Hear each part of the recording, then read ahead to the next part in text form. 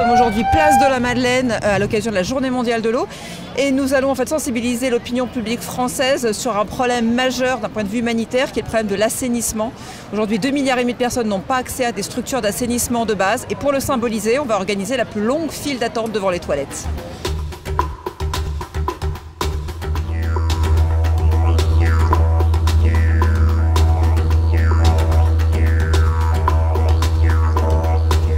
C'est difficile de parler de toilettes, de parler d'assainissement, de parler de conditions sanitaires.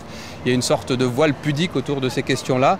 Et pourtant, c'est un véritable enjeu humanitaire parce que le fait que les gens fassent leurs besoins dans la rue ou dans les jardins et qu'il n'y ait pas de conditions sanitaires dignes multiplie les maladies liées à l'eau, les maladies hydriques. Et ces maladies, elles tuent environ 5000 enfants par jour. C'est dans notre rôle d'action contre la faim, d'agir sur le terrain, mais aussi de mobiliser l'opinion publique. Cette flash mob, elle a lieu d'abord dans une vingtaine de villes de province, et puis dans une quarantaine de pays avec la coalition qui s'appelle End Water Poverty, et qui joue le même rôle qu'Action contre la faim dans d'autres pays, notamment des pays du Nord. Et on espère que si on additionne toutes ces files d'attente devant les toilettes publiques du monde, on sera sur plusieurs kilomètres.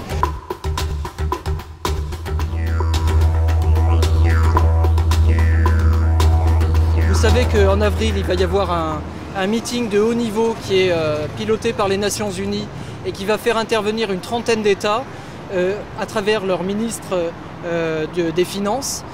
Ce meeting de haut niveau est en fait un meeting qui va chercher à mettre en face les besoins des populations et les initiatives financières. Il faut que les hommes politiques qui se réuniront à Washington le 23 avril puissent prendre des mesures concrètes pour permettre un meilleur accès à l'assainissement pour les populations les plus vulnérables.